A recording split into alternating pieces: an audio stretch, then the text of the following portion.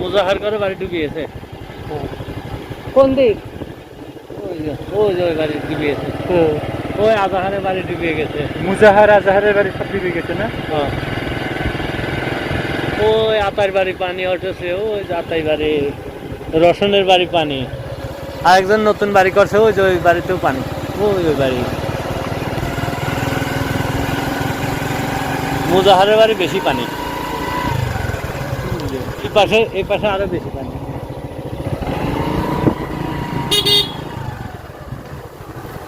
কত দূর না বাতলি সমস্যা নাই, কোয়েল দিয়ে বাতলি করবি না। ও তো জাল পাইতেছে, জালে তো মাছ পাইতেছে। আমি তো ক্যামেরা বাঁধলাম, আমার ক্যামেরায় তো ভিউজ পড়ে না। হ্যাঁ করবে না। এই সাদা হয়ে গেছে, কিন্তু কি ধান ছিল? হ্যাঁ ধান ছিল, মাঠ ধরা ধান ছিল। ধান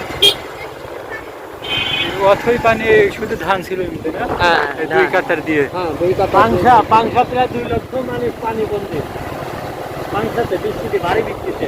হ্যাঁ এটা কয়েক রাজবাড়ি বাড়ি ফসলাদি এবং মৎস্য খামার মিলে সব মৎস্য খামার ফসল আদি সব পানির নিচে চলে গেছে। সব 2 লক্ষ মানুষ পানি বন্দি হয়েছে, 2 লক্ষ।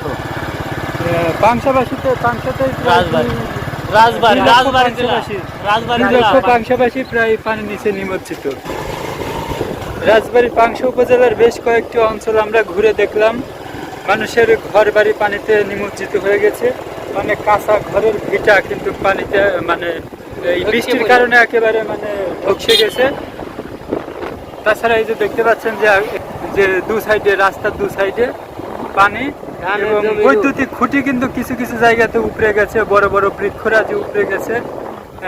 রাস্তা, ব্রিজ, কালভার্ট এগুলোও কিন্তু বৃষ্টিতে হয়ে গেছে।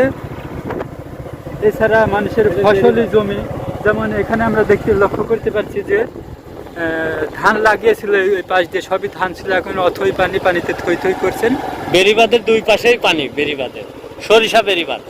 আমরা রয়েছে হচ্ছে সরিষা বেড়িবাঁধে, এখানে এক ভাই মাছ ধরছেন। এখানে বেশ কিছু লোকের সমাগম আমরা উপলক্ষণ করতে পারছি।